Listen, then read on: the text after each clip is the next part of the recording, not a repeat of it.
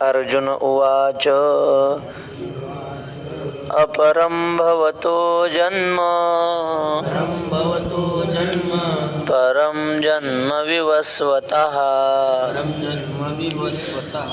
कथमेतद्विजानीयाम्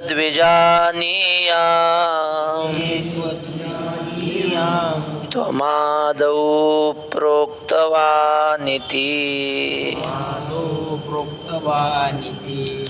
भवतः अपरं जन्म विवस्वतः जन्म परम एतद् कथं विजानी एतद् त्वम आदौ प्रोक्तवानिति एतद् कथं विजानीयाम. अर्जुन म्हणतो भवतः जन्म अपरम, तुझा जन्म अलीकडचा आहे, माझ्यासोबतचा आहे.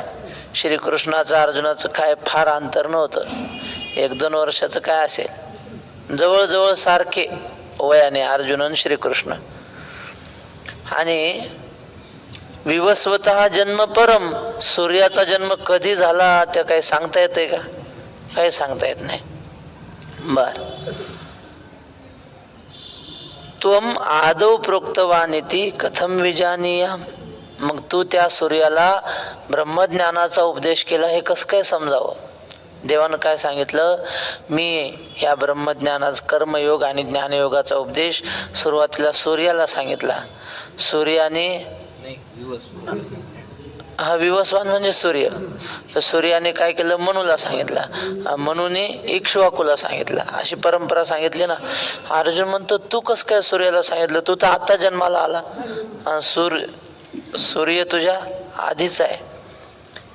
एखादा वैकुंठवासी सद्गुरू जो आपले जयराम बाबा होते, आणि मग त्यांचा स्वभाव जरा कडक.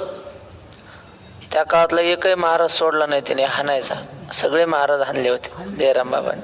कोणी चुकलेलं दिसलं की हाणायचेच. त्यांच्या समोरून बिना टोपीचा कोणी गेला तो कुठल्याही संस्थेतला असो त्याला रस्त्यावर हाणायचे. ते कडक. त्या काळातलं वातावरण आळंदीतलं म्हणजे शिस्तबद्ध होतं. असं कुणाची टाप नव्हती रस्त्यावर. हॉटेलला चहा पिन कोणी विद्यार्थी तिथंच हाणायचे, मग महाराज असो नाही तर विद्यार्थी असो. तो किती मोठा कीर्तनकार असो, असा धाक होता त्यांचा. कशासाठी सांगत होतो मी? आणि मग जयराम बाबा एखाद्या विद्यार्थ्याला जाब विचारू लागले, कसं काय तो असं केलं? आणि तो मग त्याचा शहाणपणा सांगायला लागले की नाही बाबा असं असतं. ते म्हणायचे जयराम बुवाला शिकवतो का म्हणायचे तुम्ही, असं म्हणाय. तसं अर्जुन म्हणतो देवा सूर्याला तू कसं काय शिकवू शकतो? सूर्य कधीचा, तू कधीचा, असं. आता ज्ञानोबा आपल्या मराठमोळ्या भाषेत विश्लेषण करतात बघा. तव अर्जुन म्हणे श्रीहरी माया आपुले याचा स्नेहो करी येथ विस्मयो काय अवधारी कृपानिधी. अर्जुन म्हणतो देवा आई लेकराचं लाडाने संगोपन करते, पालन करते, त्याची सगळी काळजी घेते, यात काही विशेष आहे का? एखादी सावत्र आई असेल एखाद्या मुलाची तर ती त्याचं संगोपन चांगलं करणार नाही, त्याला त्रास देईल, त्याचा छळ करील, ही गोष्ट बरोबर आहे. पण सख्खी आई असल्यावर ते पोरग कसंही असो तिथे काय आंधळे पांगळे मोके अनर्गळ जीवा परीस बाळ पढिये माते, असं तुकोबाराय म्हणतात. ते कसंही असो आई त्याचं लालन पालन करतेच, त्यात काय आश्चर्य आहे का? हा स्वभाव आहे. माया आपुले याचा स्नेह करी येथे विस्मयो काय अवधारी कृपानिधी. येतात आश्चर्य काय देवा कृपानिधी. तू संसार श्रांतांची सावली, अनाथ जीवांची माऊली, आमुते कीर प्रसवली तुझीच कृपा. आणि हे श्रीहरी श्रीकृष्णा तू संसाराच्या तापाने तापलेल्या जीवांची माऊली आहेस, आई आहे. तुकाराम महाराज म्हणतात हा पांडुरंग प्रेम कोणावर करतो जास्त माहिती? सोडीला संसार माया तयावरी फार, धावे चाले मागे मागे सुख दुःख साहे अंगे. ज्यानं संसाराची माया सोडली ना, माया म्हणजे काय? संसाराची आसक्ती सोडायची. आमचे गुरुजी सांगतात, घर तोडायचं नाही नसतं, घर सोडायचं असतं. तोडायचं नाही म्हणजे अधूनमधून फोन करत राहायचा, म्हणजे कायमचं तोडायचं नाही. कायमचं तोडल्यावर मग म्हातारपणी अवघड होईल ना. त्यापेक्षा सोडायचं, त्याची आसक्ती सोडायची. घर माझं नाही असं कल्पना करायची.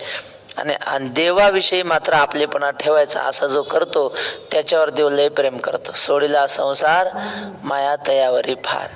आणखी आळंदीचे स्वामी होते, आनंदाश्रम स्वामी, ते असं म्हणायचे, संसाराच्या तापाने तापलेल्या भूमीत परमार्थाचे पीक चांगले येते. उन्हाळ्यात जमीन चांगली तापली तर मग चांगलं पीक येत असतं म्हणून नांगरून ठेवतात शेतकरी, उन्हानं तापली पाहिजे जमीन म्हणून. तसं संसाराचा ताप ज्याला जास्त झाला ना, ज्या स्त्रीला किंवा ज्या पुरुषाला संसारात भयंकर कष्ट झाले, ते परमार्थात जास्त प्रगती होत असते त्यांची. हे आनंदाश्रम स्वामी म्हणायचे. आणि जे उगा आपलं टाइमपास करायला आले असतात ना, ते काय नाही, आपलं चातुर्मासात मस्त पंगत हाणायची, दिवसभर झोपा काढायची, असं करतात. पण ज्यांना कळतं की आता आपल्याला थोडाच वेळ राहिलेला आहे, आयुष्यभर आपलं कष्टातच गेलं, रडण्या पडण्यातच गेलं, पण आता थोड्या आयुष्यात आपल्याला कल्याण करून घ्यायचंय, तो तीव्रतेने या साधनेला लागतो परमार्थाच्या नामस्मरणाच्या. तर कशासाठी सांगत होतो, असा संसाराच्या तापाने तापलेला जो जीव असेल, त्याला शांती समाधान पाहिजे असेल तर भगवान श्रीकृष्णा, तू त्या जीवाची आई आहेस. संसार श्रांतांची सावली आहेस तू, अनाथ जीवांची माऊली. ज्याला कोणी नाही, त्याला ज्यासी कोणी नाही त्यासी देव आहे. अनाथाचा नाथ जनार्दन. या पंढरपुरामध्ये काय त्यांचं नाव मला आठवलं, वत्सला म्हणून एक भक्त होते. कोणी त्याला लहानपणी आणून सोडलं, उगं चालतं लेकरू होतं ते. 12 वर्षाचा हा भक्त वत्सला, 12 दिवसाचा, बघा 12 दिवसाचा हा भक्त वत्सला, माये सांडियेला गोपाळपुरी. 12 दिवसाचं लेकरू. कोण्या आईनं किती कठोर निष्ठुर असेल बिचारी, तिनं आणून त्या गोपाळकृष्णाच्या मंदिरात सोडून दिलं, ठेवून दिलं ते लेकरू, आणि गेली निघून. आणि मग काय करावं, ते रडायचं. कोणीतरी मग त्याला ते दूध पाजायचं, पाणी पाजायचं. जरा मोठं झालं, चालतं बोलतं झालं की मग दिलं सोडून लोकांनी. मग त्यानं कुठं मागायची भाकर खायची, कोणाचं काही काम करायचं. कोणी विचारायचं, का रे बाबा, तुझी आई कोण आहे, तुझ्या बापाचं नाव काय? बापाचं नाव म्हणलं की पांडुरंगाचं नाव सांगायचं, आई म्हणलं की रुक्मिणीचं नाव सांगायचं. नाहीच कोणी तर काय सांगेन, माहीतच नाही त्या लेकराला. आणि मग देवसुद्धा त्याने हाक मारली की त्याचं बरोबर इच्छा पूर्ण करायचा. काही वाटलं त्याला खावं वाटलं की तो पदार्थ बरोबर मिळून द्यायचा. हे पंढरपुराचं वैशिष्ट्य आहे. मी तर अनुभव घेतला की आपण जी गोष्ट आज समजा इच्छा केली ना, अमुक मिळावी, म्हणजे इच्छा चांगली पाहिजे. सत्य संकल्पाचा दाता नारायण. बस तुकोबाराय म्हणतात, हा पांडुरंग आमचा कल्पतरू आहे. सांगा प्रमाण. नाही तसं नाही. तुका म्हणे आम्ही जे जे इच्छा करू ते ते कल्पतरू पुरविसी. हा पांडुरंग इथं पंढरपुरात तुम्ही जी इच्छा कराल ना परमार्थाला अनुकूल, ती पूर्णच होणार. घडलेलं सांगतो. आता हे आपले आहे चालू. परवा म्हणजे एक 15 दिवसापूर्वी अशी मनात इच्छा निर्माण झाली की हे दसरा, सौरी असे काही अभंग आहेत गाथ्यात, त्याच्या चाली आपल्याला भेटत नाहीत सहजासहजी, कोणी म्हणत नाही, अवघड आहे ते. आणि एक महाराज म्हणले, अहो तुम्हाला ह्या चाली पाहिजे असतील ना, देहूकरांच्या फडावर एक हरिभाऊ शिंदे महाराज आहेत म्हणले, त्यांना जमतंय म्हणले, ते त्यांच्याकडून शिका. मी म्हणलं आता त्यांचा आपला परिचय नाही, त्यांच्याकडं कधी जावं, कधी म्हणून सांगतील की नाही. पण एक दिवशी आमचा चालीचा पाठ चालू होता आणि ते तिथं येऊन असे उभे राहिले ऐकत. मी गेलो, पाया पडलो, म्हणलं महाराज काहीतरी सांगा आम्हाला. ते आले आणि आम्ही न सांगता त्यांनी सगळे तेच अभंग म्हणले आम्हाला जे पाहिजे होते ते. पिंडांड ब्रह्मांड अंतरी दैवत भिन्ना कृती हो. दसऱ्याच्या दिवशी सगळे दसऱ्याचे, गोंधळाचे हे सगळे अभंग म्हणले. याचा अर्थ काय? तुका म्हणे आम्ही जे जे इच्छा करू ते ते कल्पतरू पुरविसी. हा पांडुरंगाचा महिमा आहे. म्हणून ज्ञानेश्वर महाराज म्हणतात, तो अनाथ जीवांची माऊली. ज्याला कोणी नसतं ना त्याला देव सांभाळतो. असा हा देव आहे. आमुते कीर प्रसवली तुझीच कृपा. आणि आमचं पांडवांचं तर काय सांगावं देवा. आम्हाला तर असं वाटतं आमची आई जरी कुंती असली तरी आम्हाला वाटतं तुझ्या कृपेनेच आम्हाला जन्म दिला, तुझ्या कृपेची लेकरं आहोत आम्ही, असं आम्हाला वाटतं. आमुते कीर प्रसवली तुझीच कृपा. 12व्या अध्यायाच्या सुरुवातीला माऊलींनी श्री गुरु कृपा दृष्टीरूपी आईचं वर्णन केलंय. जय जय ओ शुद्धे उदारे प्रसिद्धे अनवरत आनंदे वर्षतीये विषय व्याळे मिठी दिदली अनुठी ताठी ते तुझी गुरुकृपा दृष्टी निर्विष होय तरी कवणा ते तापू पोळी कैसी निओ शोकू जाळी जरी प्रसाद रस कुल्लोळी पुरेसी तू योग सुखाचे सोहळे सेवका तुझे सिद्धीचे लळे पाळीसी तू आधार शक्तीची अंकी वाढविसी कौतुकी हृदयाकाश पल्लकी पर्यदे प्रत्येक ज्योतीची वळणे करीसी मन पवनाची खेळणे आत्मसुखाची बाळ लेणे लिवविसी 17वीचे स्तन्य देशी अनाहताचा लरुग म्हणून साधका तू माऊली. माऊली म्हणजे काय? आई. कुणाला आई म्हणलं तिथं? श्री सद्गुरूंच्या कृपा दृष्टीला. तसा अर्जुन या ठिकाणी भगवान श्रीकृष्णाच्या कृपेला आपली आई समजतो. आमुते कीर प्रसवली तुझीच कृपा. देवा पांगुळ एखादे विजे तरी जन्मवून जोजारो साहिजे हे बोलू काय तुझे तुझची पुढा. ज्ञानेश्वर महाराज खरंच आई आहेत, कारण त्यांना आईच्या सगळ्या भावना माहिती आहेत म्हणून लिहितात ही ओवी. बघा आता लहान लेकरू असतं त्याचं सगळं आईलाच करावं लागतं. त्याला खायचं समजत नाही, प्यायचं, भूक लागलेली सुद्धा ते सांगतो कुठं. ज्ञानेश्वर महाराज म्हणतात अपत्य थाने होनी निगे तयाची भूक ते मायेसीची लागे ते शब्दे काय सांगे मग स्तन्य दे एरी. ते लेकरू म्हणतं का मला भूक लागली, त्याला पाजायची भूक आईला लागते, त्याला भूक लागलेली आईला कळते आणि ती आई त्याला पाजते. बर लहान असताना त्याला कळतं का शी सू कुठं करावं? काही नाही. आई चांगली कुठल्या तरी विवाह सोहळ्यात बसलेली असते, महत्वाच्या कार्यक्रमात बसलेली असते, ती मांडीवर असते आणि करतं मग घाण. एवढ्या सगळ्या गर्दीतून कीर्तनातून त्या लग्नाच्या गर्दीत तिला उठावं लागतं, बाहेर जाणं, त्याला स्वच्छ करणं आपले किती अवघड आहे. पण हे सगळं ती सहन करते. पण किती दिवस हो? लेकरू जाणतं होस्तोवर. एकदा ते जाणतं झालं, 4-5 वर्षाचं झालं की मग काय करावं लागतं, मग ते लेकरू त्याचं सगळं व्यवस्थित करतं. 5-10 वर्ष आईला जास्त काळजी घ्यावी लागते. पण ज्ञानेश्वर महाराज म्हणतात एखादं पांगळं लुळं पांगळं लेकरू जर जन्माला आलं तर किती दिवस त्या आईला त्रास सहन करावा लागतो सांगा ना. 5 वर्ष 10 वर्ष नाही, ते लेकरू आहे तोपर्यंत आणि आई जिवंत आहे तोपर्यंत त्याचं सगळंच लहान बाळासारखं त्याला खाऊ घालणं, त्याचं जाग्यावर सगळं करावं लागतं. माऊली म्हणतात देवा पांगुळ एखादे विजे, एखादं पांगळं लेकरू जन्माला आलं तरी जन्मवून जोजारू साहिजे, त्या लेकराच्या जन्मापासून मरेपर्यंत सगळं आईला सांभाळावं लागतं. हे बोलू काय तुझे तुझची पुढा. तसं देवा आम्ही पांडव म्हणजे तुझे पांगळे लेकरं होत. काही झालं की देवाला हाक मारायची, काही झालं की श्रीकृष्णाला हाक मारायची. दुर्वास पातला धर्मा छळा वयावनी. धर्माची म्हणजे धर्मराजाची परीक्षा पाहण्यासाठी अनेक शिष्य हजारो घेऊन दुर्वास आला, जेवायला द्या आम्हाला. रात्री 12 वाजता. आता कसं काय करायचं जेवण? त्यांच्याकडे सूर्याची थाळी होती, ते थाळी सूर्यापुढे अशी केली की त्या सगळे पक्वान नाही यायचे. पण आता रात्री 12-1 वाजता कुठं सूर्य आला, काय करणार? द्रौपदीने हाक मारली, प्रभुजी प्रभुजी लाज रखो तुम मेरी, लाज रखो तुम मेरी, मैं गरीब तुम करुणा सागर. ती द्रौपदी म्हणते देवा आता माझी लाज राखण्याची जबाबदारी तुझी आहे. आणि मग काय धावशी लवलाही शाखा देठ घेऊन ये.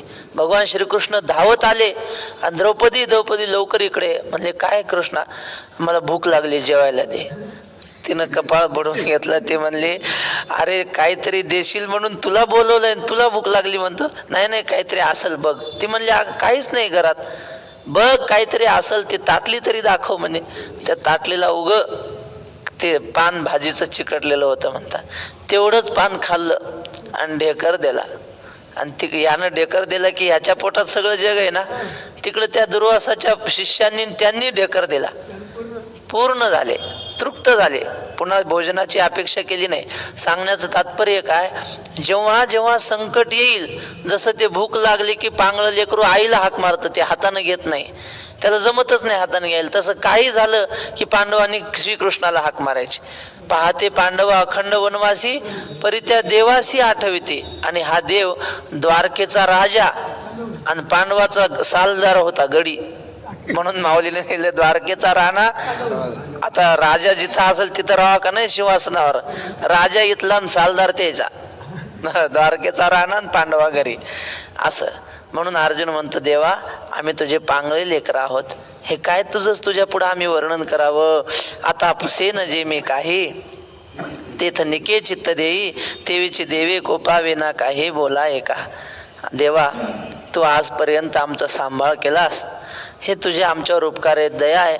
आता मी तुला एक प्रश्न विचारणार आहे. तेथ निके चित्त देई, ते लक्ष देऊन ऐक. पहिल्या अध्यायात ऐकल्यासारखं ऐकू नको.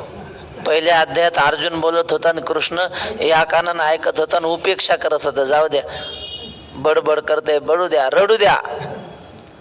तेव्हा काही लक्ष देऊन ऐकलं नाही. तसं काय करू नको. तेथ निके चित्त देई, तेवीची देवे कोपाविना काही बोलाय का. आणि आमच्या बोलण्याने तू रागवू नको. तू असं म्हणशील हे काय प्रश्न विचारायची जागा आहे का. अरे युद्ध करायची जागा आहे आणि तू विचारायला लागलास प्रश्न, आहे की नाही. कुठं काय करावं समजलं पाहिजे ना. बरं कसं विचारावं हे कळत नाही मला, कधी विचारावं हे कळत नाही, म्हणून तू रागवशील. काय होतं, कधी कधी असं होतं, विचारणाऱ्यांनी जरा विचार करून विचारलं पाहिजे की नाही. मी तुम्हाला सांगितली घडलेली घटना. कर्नाटकमध्ये हुबळी नावाचं गाव आहे आणि तिथे एक सिद्धारूढ स्वामी म्हणून होऊन गेले. ते ज्ञानोबारायांचा अवतार, ते कर्नाटकामध्ये माऊलींचा अवतार म्हणतात त्यांना. आणि त्यांचे शिष्य जडसिद्ध स्वामी. तर त्या सिद्धारूढ स्वामीकडे एक माणूस आला आणि तो म्हणला, महाराज आता 8:30 वाजलेत आणि 9 वाजता मला गाडी आहे म्हणे, मला एक तुम्हाला प्रश्न विचारायचा आहे, लवकर उत्तर द्या. काय म्हणे. काय नाही म्हणले, नाद बिंदू कलातीत म्हणजे काय ते सांगा. आता वेदांतातला शब्द नाद बिंदू कलातीत, आणि मला अर्धाच तास वेळ, लवकर सांगा नाही तर माझी गाडी जाईन. स्वामी म्हणले, गडाय हा कठीण शब्द आहे आणि मला अर्ध्या तासात काही सांगता येणार नाही. तुला जर लवकर उत्तर पाहिजे असेल तर मागच्या खोलीत ते जडसिद्ध स्वामी आहेत म्हणले, त्यांना जाऊन विचार. तो गेला, म्हणला महाराज नाद बिंदू कलातीत म्हणजे काय ते सांगा आणि अर्ध्या तासात सांगा, माझी गाडी जाईन म्हणे, लवकर सांगा लवकर सांगा. साहेब म्हणले, जवळ ये. असं जरा जवळ बोलावला. काय म्हणतो, नाद बिंदू, जवळ ये म्हणले, मला ऐकू येत नाही. असा चांगला हाताखाली घेतला. हां काय पाहिजे म्हणला, अर्ध्या तासात मला जायचंय, नादबिंदू कलातीत म्हणजे काय सांगा. त्यांनी असा हात उगारला, ठॉकून कानाखाली लावले त्याच्या. असे 5 बोटच उमटले. ब्रह्मचारी ताकदवान माणूस. आणि मग मारल्याबरोबर डोळ्यातून अश्रूच बाहेर पडले त्याच्या. मग स्वामी म्हणले, हे बघ, हे आवाज झाला की नाही, आता खाड देशी हा नाद आहे. गालावर बोट उमटले ना, नाही नाही आवाज झाला, डोळ्यातून पाणी आले, हे बिंदू आहे, नाद बिंदू. आणि हे गालावर बोट उमटले ना, ती कला आहे म्हणले, झालं. यालाच नाद बिंदू कलातीत म्हणतात. जा. कशामुळं रागावले ते सांगा बरं. लवकर सांगा, मला अर्धाच तास वेळ आहे, लवकर सांगा. असं असतं का कुठं. म्हणजे काय ते काय हमाल आहेत का आपल्या घरचे. असं नाही. तद्विधी प्रणिपातेन परिप्रश्नेन सेवया उपदेक्ष्यन्ति ते ज्ञानम ज्ञानिनस्तत्वदर्शिना. त्यांची काही सेवा करावी, नमस्कार करावा, त्यांची प्रसन्नता पाहून विचारावं. तसं अर्जुन म्हणतो, देवा मला तसं काही कळत नाही बा, तुझं माझं मित्राचं नातं आहे, मी आपलं सहज विचारतो, तसा तुला राग येईल आणि मला नादबिंदू कलातीत करायचं. असं काही करू नको. देवीची देवे कोपावी ना काही बोला आहे का. आमच्या बोलण्यानं तुम्हाला राग येऊ देऊ नका बरं, असं अर्जुन म्हणतो. तरी मागील जे वार्ता तुला सांगितली होती अनंता, ते नावेक मज चित्ता मानेची ना. देवा तू मागं काय म्हणलास ती गोष्ट मला काही पटली नाही. तुला सांगितली होती अनंता, ते नावेक, नावेक म्हणजे काय, क्षणभर माझ्या मनाला काही पटली नाही म्हणली ती गोष्ट. तुझे सांगितलं ते काय पटलं नाही. ती गोष्ट अशी की जे तो विवस्वतू म्हणजे काही ऐसे हे वडिला ठावे नाही, तरी तुवाची केवी पाही उपदेशिला. देवा विवस्वतू म्हणजे काय, म्हणजे सूर्याचा जन्म कधी झाला, त्याची आई कोण, बाप कोण, त्याचं वय किती, हे तुला नाही, आपल्या बापजाद्यांना माहीत नाही. आता आपण कसं म्हणतो, आपण वक्ते बाबांना पाहिलं आणि आपल्या वाडवडिलांनी रंगनाथ गुरुजींना पाहिलं असेल. आपण पाहिलंय का रंगनाथ गुरुजींना? तुमच्यापैकी कुणी असेल कदाचित, पण आमच्या वयाचं कुणी म्हणू शकतो का गुरुजींना पाहिलं? नाही. पण आपल्या वाडवडिलांनी त्यांना पाहिलंय, आहे की नाही? त्यांच्या गुरुजींना म्हणजे वैकुंठवासी दादा महाराज साखरेंना त्यांच्या जुन्या पिढीनं पाहिले. तसं अर्जुन म्हणतो, देवा आपल्या आज्या पंजानं तरी सूर्याला पाहिले का? जन्म सूर्य लहान आहे, त्याची आई वडील माहिती आहे का? वडिला ठाऊवे नाही तरी तुवाची केही पाय उपदेशीला. आणि तू कस काय सूर्याला उपदेश केला म्हणतो? तो तर जुना आहे, तो तरी ऐकी जे बहुता काळाचा, आणि तू तो श्रीकृष्ण सापेचा, म्हणून गा ये मातुचा विसंवाद. तो सूर्य खूप जुना आहे आणि तू तर श्रीकृष्ण सापेचा म्हणजे आजकालचा आहे, माझ्यासोबतचा आहे तू. म्हणून ये मातुचा विसंवादू. म्हणून ही गोष्ट मला विसंवादी वाटते, विसंगत वाटते. एक साधू होते आणि ते काय करायचे, साधू म्हणजे उग नावाचे साधू, वेश साधूचा. वरी भगवा झाला नामे, अंतरी वश केला कामे, त्याला म्हणू नये साधू जगी विटंबना बाधू असा तो. मुक्ताबाईंनी सांगितलं तसा. मग त्याने काय केलं, जटा लांबवल्या, म्हणजे विकत गंगावनं आणले. गंगावनं माहिती आहेत ना? गंगावनं माहित नाही तुम्हाला? हा, आहो केस लांब करतात नसले आयते केस भेटतात लांब लांब, त्याला गंगावन म्हणतात. काय तुम्हाला गंगावन नाही माहिती कसं व्हायचं तुमचं? तर ते त्यानं आणले गंगावन. हे जटा लांबच्या लांब, 10 शिष्य नुसत्या जटात धरून चालायचे महाराजांच्या, आणि दाढी तशीच लांब केली विकत आणून, आणि 4-5 शिष्य दाढी धरून चालायचे रस्त्याने. लोक म्हणायचे एवढे जटा यांच्या लांब आहेत म्हणजे यांचं वय किती असेल? ते शिष्य मंडळी सांगायचे, हमारे महाराज राम जी के शादी में घी परोसते थे, राम जी के शादी में घी परोसते थे. म्हणजे तूप वाढायला होते आमचे महाराज. आणि मग काय, गावात गेले की लोकांच्या दर्शनाला गर्दी, रामाच्या लग्नात तूप वाढायला होते. मग दर्शनाला गर्दी व्हायची. पण एक जरा हुशार माणूस त्याने विचार केला, असं कसं काय होऊ शकेल? रामाच्या लग्नातला बरं एखादा योगी राहू शकेल, तसे काय साधनाही दिसत नाही. हे तर सट खातात, रगडून खातात आणि बिघडून बसतात, असे काही साधना दिसत नाही. म्हणले आपण जरा यांची परीक्षा करू. गेला तो, बारीला लागला. लोक दक्षिणा ठेवत होते आणि दर्शन घ्यायचे, दक्षिणा ठेवायचे आणि दर्शन. ह्यानं दक्षिणा ठेवली पण हे पैसे बिशे नाही. असा गेला आणि खाड दिशी महाराजाच्या कानाखाली लावली. शिष्य मंडळी धावत आले, असं काय कर, तुला माहिती आहे का कोण आहेत? हमारे महाराज राम जी के शादी में घी परोसते थे म्हणे. तर म्हणला मी रामाच्या लग्नात जेवायला होतो आणि हा तुमचा महाराज तूप वाढत आला, नेमकं माझं पात्र सोडलं आणि पुढं वाढलं म्हणला तूप. मी तेव्हापासून पाहत होतो हा कुठं भेटतो, आज भेटला तर आज बदला घेतला म्हणे. आता खरं सांगा, असं असू शकतं का? रामाच्या लग्नात तूप वाढणारा माणूस कस काय राहील आता, आहे की नाही? तसा अर्जुन म्हणतो, सूर्याला उपदेश करणारा तू आता कस काय राहशील? त्या काळातलं तेव्हा झाला असेल ना. आणि तू तर म्हणतो मी आता सूर्याला उपदेश करणारा मी आहे, असं कस काय? हे विसंगत वाटतंय आम्हाला बोलणं. तरी तो तरी ऐके जे बहुता काळाचा, आणि तू तो श्रीकृष्ण सापेचा. म्हणून गा ये मातुचा विसंवादू. तेवीची देवा चरित्र तुझे, आपण काहीची नेणे जे, हे लटिके केवी म्हणजे एक हेळा. पण देवा दुसरी बाजू अशी आहे की तुझं चरित्र काय कळत नाही बा सामान्य माणसाला. त्या पुतणीला वाटलं एवढंसं बाळ आहे म्हणून ती माराय आली, तर तिचा काळ झाला. तो तिला कळलं का चरित्र?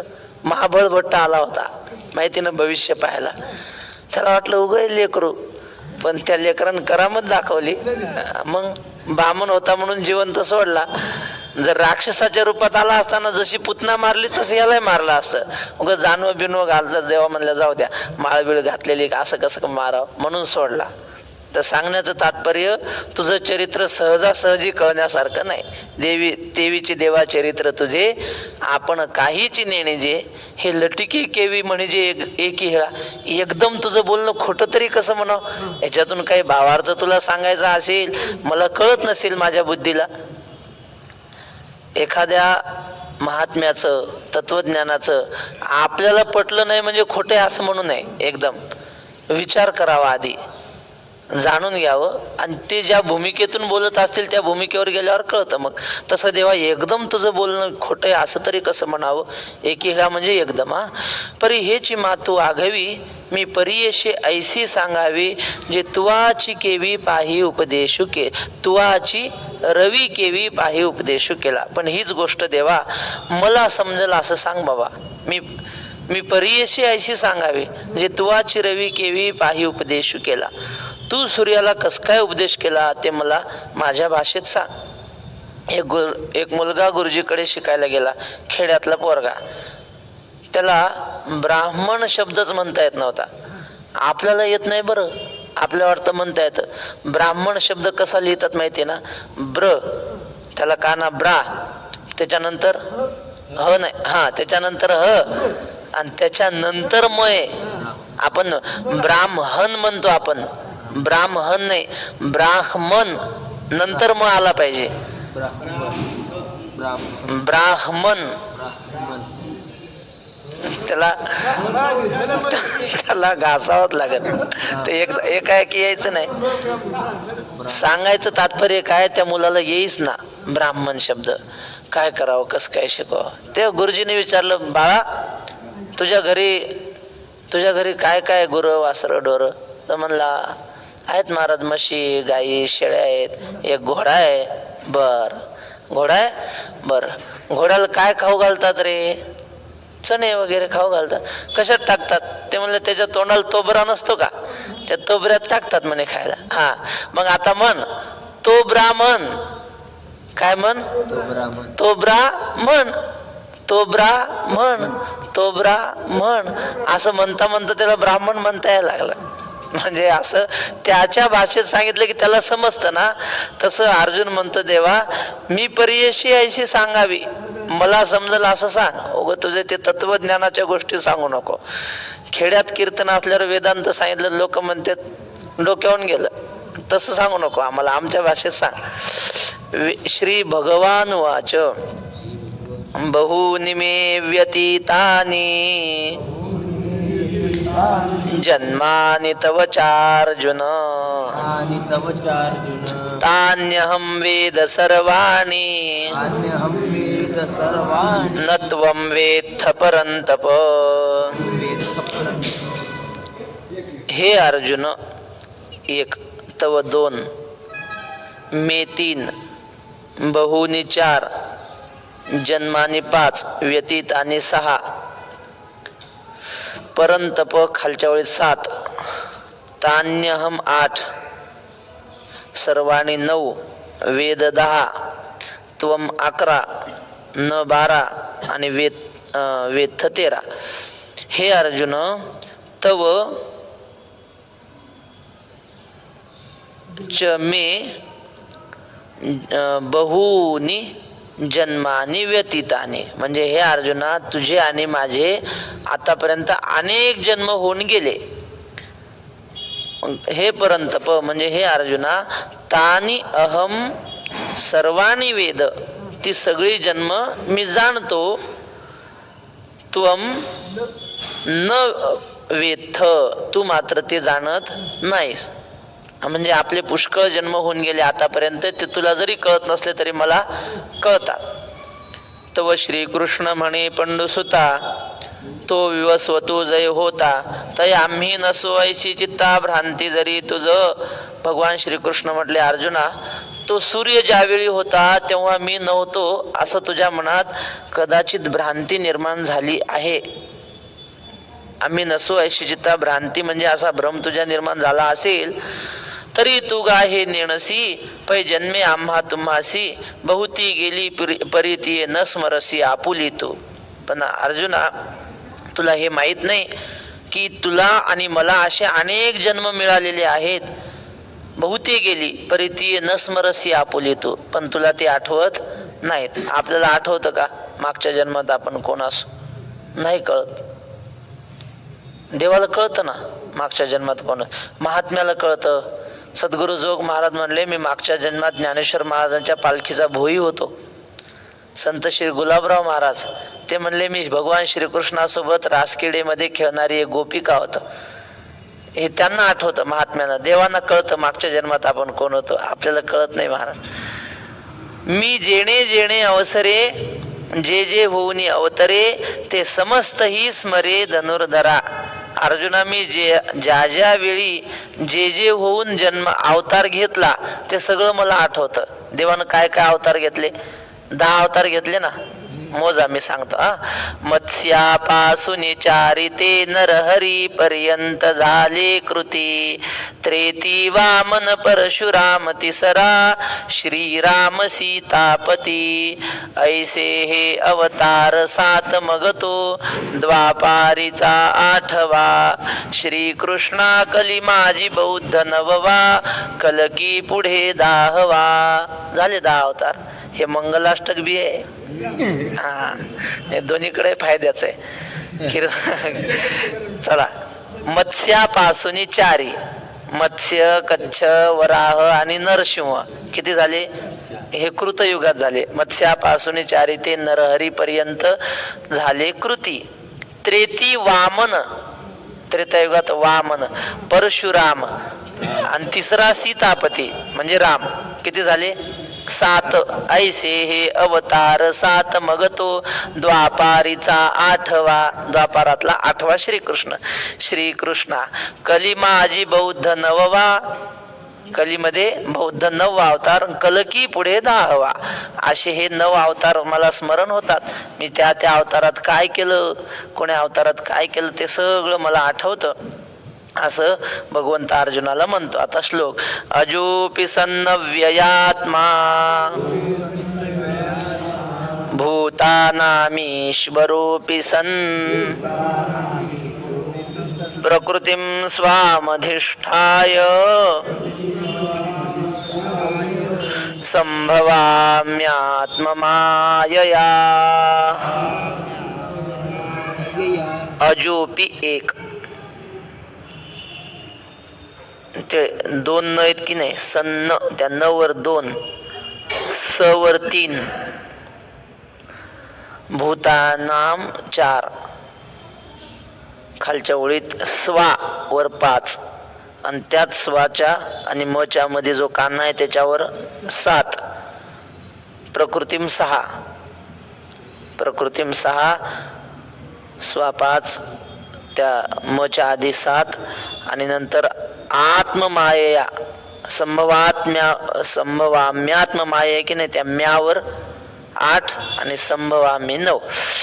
बघा आता. अजोपी अव्ययात्मा सन म्हणजे अजह म्हणजे न जन्मणारा आणि अव्ययात्मा म्हणजे अविनाशी. सन म्हणजे असून. भूतानाम ईश्वरहापि सन म्हणजे जगाचा स्वामी, मालक, नियंता असून. स्वाम प्रकृतीम अधिष्ठाय स्वतःच्या प्रकृतीला अधीन करून. आत्ममायया संभवामी मी माझ्या मायेच्या आधाराने अवतार घेतो. संभवामी म्हणजे जन्म घेतो, अवतार घेतो. म्हणून हे आघवे मागील मज 8वे मी अजुही परी संभवे प्रकृती योगी. म्हणून अर्जुना, तुला का आठवत नाही मागचं, मला का आठवतं? त्याचं कारण आहे मी अजुही म्हणजे न जन्मणारा असून सुद्धा मायेच्या योगाने जन्मल्यासारखा होतो. बर, प्रकृती योगे म्हणजे मायेच्या योगाने. जीवाची एक उपाधी आहे, जीवाची एक उपाधी आहे. जीवाची उपाधी कोणती? अविद्या. आणि देवाची उपाधी कोणती? 3 आहेत की नाही. जीवाची व्याख्या बुद्धी अधिष्ठान कूटस्थ चैतन्य आणि या बुद्धीमध्ये या कूटस्थ चैतन्याचा पडलेला हा आभास. तर आता बुद्धीच्या ऐवजी अविद्या घ्या. या अविद्येमध्ये या कूटस्थ चैतन्याचा पडलेला आभास, तिने मिळून जीव. आणि आता हीच ईश्वराकडे व्याख्या कशी लावायची? माया अधिष्ठान ब्रह्म चैतन्य आणि या मायेमध्ये या ब्रह्म चैतन्याचा पडलेला आभास, या तिन्ही मिळून ईश्वर चैतन्य होतं. म्हणजे ईश्वराची व्याख्या. जीवाची उपाधी अविद्या आणि देवाची उपाधी माया. झालं. तर मग आता दोघांच्या उपाध्या आहेत, पण त्याच्यात फरक असा आहे, जीवाची उपाधी सत्वगुणाचंच कार्य, देवाची उपाधी सत्वगुणाचंच कार्य, पण जीवाची उपाधी जी आहे ती मलिन सत्वगुणाचं कार्य आणि देवाची उपाधी शुद्ध सत्वगुणाचं कार्य. त्यामुळं बघा ना, पृथ्वीपासूनच भिंत आहे आणि पृथ्वीच्याच रजकणापासून आरसाही आहे, पण भिंतीत प्रतिबिंब दिसत नाही आणि आरशात प्रतिबिंब दिसतं. याचं कारण काय? पृथ्वीच्या शुद्ध सत्वगुणाचे म्हणजे स्वच्छ रजोगुणापासून ही बनते, पृथ्वीच्या चांगल्या शुद्ध अणूंपासून आरसा बनतो आणि मलिन कणापासून भिंत बनते. तसं मायेच्या शुद्ध सत्वगुणापासून ईश्वराची उपाधी निर्माण झाली आणि मलिन सत्वगुणापासून जीवाची उपाधी निर्माण झाली. त्यामुळं जीवाला मागचं काही आठवत नाही. मागचं म्हणजे काल काय खाल्लं ते आठवत नाही. तुम्हाला सांगितले ना, खरं सांगा, हे तुम्हाला झटक्यात विचारलं, काल काय काय खाल्लं आठवतं का माणसाला? का मलिन उपाधी आहे. आणि देवाला मागच्या करोडो जन्मातला आठवतं, त्याची शुद्ध सत्वगुणाची उपाधी आहे. माझी स्वतंत्रता तरी न मोडे, हा एक राहिले. माझे अव्ययत्व तरी न नसे, परी होणे जाणे एक दिशे, ते प्रतिबिंबे मायावशे सत्स्वरूपी. भगवान श्रीकृष्ण म्हणतात, माझं अव्ययत्व नष्ट होत नाही, म्हणजे मी जन्म घेतला, आकारवान झालो, म्हणजे माझ्या ब्रह्मस्वरूपात काही बाध येत नाही. अव्ययत्व तरी न नसे, परी होणे जाणे एक दिसे, पण मी जन्मल्यासारखा दिसतो, अवतार संपवल्यासारखा दिसतो, निजधामाला गेल्यासारखं दिसतं. पण हे कसं आहे? माझी स्वतंत्रता तरी न मोडे, ते प्रतिबिंबे मायावशे सत्स्वरूपी. प्रतिबिंबासारखं येते. सूर्याचं प्रतिबिंब डबक्यात पडलं, आता सूर्य त्या पाण्याच्या डबक्यात दिसतो, म्हणजे तो खरा सूर्य आहे का? नाही नाही, ते प्रतिबिंब आहे. ते पाणी आटलं की सूर्य नष्ट झाला का? सूर्य नष्ट झाला का? नाही, नष्ट झाल्यासारखा दिसला, पण नष्ट झाला नाही. खरा सूर्य आहे तो आकाशात आहे, ते प्रतिबिंब होतं. तसं म्हणले, मी अवतार घेतल्यासारखा दिसतो, अवतार संपल्यासारखं दिसतं, पण हे सगळं पाण्याच्या डबक्यामुळे तिथं सूर्याच्या. तसं आमचं मायेमुळे अवतार घेतल्यासारखा दिसतो. मायावशे ते प्रतिबिंबे मायावशे माझ्याची ठाई, माझी स्वतंत्रता तरी न मोडे, परी कर्माधीन व्हायसा आवडे, तेही भ्रांती बुद्धी तरी घडे, एरवी नाही. प्रभू रामचंद्राने किती मर्यादा पाळल्या त्यांच्या आयुष्यामध्ये. बापाची आज्ञा पाळली, आईची आज्ञा पाळली, पती धर्म सांभाळला, एक पत्नीव्रत कठोरतेनं सांभाळलं, शिष्य म्हणून राहिले वशिष्ठांच्या इथं आश्रमामध्ये, गुरु सेवा केली. किती मर्यादा. स्वातंत्र्य जीवन जगले का? स्वतंत्र. अहो, वनाला निघाले ना, सीता माता म्हटली मी तुमच्या सोबत येणार, लक्ष्मण म्हटला मी वनाला तुमच्या सोबत येणार. प्रभू रामचंद्र म्हणले ते मला विचारू नका, ते वाल्मिकीने लिहिलंय का बघा. रामायण काढलं आणि मग वाल्मिकीने लिहिलंय का सीता सोबत आहे म्हणले, आणि चला मग. वाल्मिकीने लिहिलंय का लक्ष्मण सोबत आहे? हो आहे, मग चला. अहम भक्त पराधीन, मी त्या वाल्मिकांच्या आधीने बोलिला वाल्मिक तैसेच करीन, वर्तोनी दावीन नामा म्हणे. तसं त्यांच्या वचनाच्या बाहेर वागले नाही महाराज. साधू संतांच्या परतंत्र झाल्यासारखे झाले की नाही, बांधून जीवन जगले. स्वतंत्र होते का? देव म्हणतात मी परतंत्र वाटत असेल तुम्हाला, पण मी ब्रह्मरूपाने स्वतंत्रच आहे, माझी स्वतंत्रता तरी न मोडे, परी कर्माधीन व्हायचा आवडे, कर्माच्या अधीन झाल्यासारखा दिसतो मी. राम अवतारामध्ये, कृष्ण अवतारामध्ये कर्माधीन झाल्यासारखं वाटतो, पण तेही भ्रांती बुद्धी तरी घडे एरवी नाही. ते अज्ञानी भ्रमिष्ठ लोकांना तसं वाटत असेल, पण मी कर्माने बांधलेला नाही. की एकची दिसे दुसरे, ते दर्पणाचे नि आधारे, एरवी काय वस्तू विचारे तुझे आहे. आरशा पुढे माणूस उभा राहिला, तिथे एक दिसतो आरशात आणि इकडे एक असतं. दोन असतात का ते? एक कंबोडिया नावाचा देश आहे अजून, आणि त्या देशामध्ये जंगलात राहणारे लोक आहेत, त्यांना आरसा अजूनही माहीत नाही. आरसा म्हणजे काय असतं ते माहीत नाही. असं एक गाव, त्या गावात आरसा काहीच नाही, जीवन जगायचं आपलं पशुपक्ष्यांसारखं, अशी ती लोक. पण त्यांच्यामधला एक माणूस आपल्या शहरात गेला, बाजार होता, त्या बाजारात आरशाचं दुकान होतं. हा गेला, उभा राहिल्याबरोबर त्याला त्या आरशात माणूस दिसला. माणूस दिसल्याबरोबर आपण काय म्हणतो, राम राम, राम राम म्हणला. त्याने हात जोडले आरशातून. म्हटलं वा वा, चांगला सभ्य माणूस दिसतो. कसं काय, बरं आहे ना? त्याने असं केलं, बरं आहे म्हणला. त्याला वाटलं चांगला माणूस आहे गड्या. दुकानदाराला त्याला वाटलं हे माणसंच विकायला त्या दुकानात. ते म्हणलं केवढ्याला दिला माणूस म्हणे? ते म्हणे 200 रुपयाला आहे. त्यानं 200 रुपये दिले आणि घरी घेऊन गेला ते आरसा, आणि मधातल्या घरात नेऊन ठेवला, कोणाला दिसू नये. आपण चांगला माणूस आणलाय, घरात नेऊन ठेवला. बायकोला वाटलं याने काय आणलं आपल्याला न सांगता घरात नेऊन ठेवलंय. ती गेली घरात, त्याच्या पुढे उभी राहिली. तिला काय दिसलं? बाई दिसली. ती म्हणे हा, म्हणून मला न सांगता आणून ठेवली काय घरात. आणि मग काय, सवत लाकडाची नसाव म्हणतात. तिनं जे भांडण सुरू केलं आणि मग लागले शिवाय द्यायला. दोघा नवरा बायकोचं भांडण. मथारा आलं. मथारा म्हणलं काय रे, काय भांडण झालं? ती म्हणली बघा ना घरात कोण आणून ठेवलंय. मथारा गेला घरात, आणि ते घरात गेल्यावर त्याला काय दिसलं? मथारा. काय म्हणली सुनबाई, तुला अक्कल आहे का नाही? बाई आणली म्हणते, अगं मथारा माणूस आहे, त्याला कोणी नसल बिचाऱ्याने आणून ठेवला घरात. कशाला हे करतेस भांडण? मथारी आली सासूबाई. तिनं पाहिलं, तिला दिसली मथारी. म्हणली नवऱ्याला, म्हणली तुमच्या चष्म्यात जरा नंबर बदलला. अहो म्हणली मथारी बाई आहे, अनाथ असल बिचारी, त्यानं आणली सांभाळायला, तर कशाला म्हणले गोंधळ करता?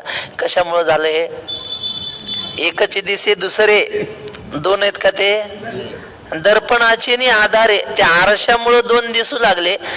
ज्ञानेश्वर महाराज म्हणतात तसा भगवान परमात्मा वेगवेगळ्या अवतारात अवतीर्ण झाल्यासारखा दिसतो, पण तो खरा एकच असतो ब्रह्मरूपामध्ये. एकच दिसे दुसरे, ते दर्पणाचे आधारे.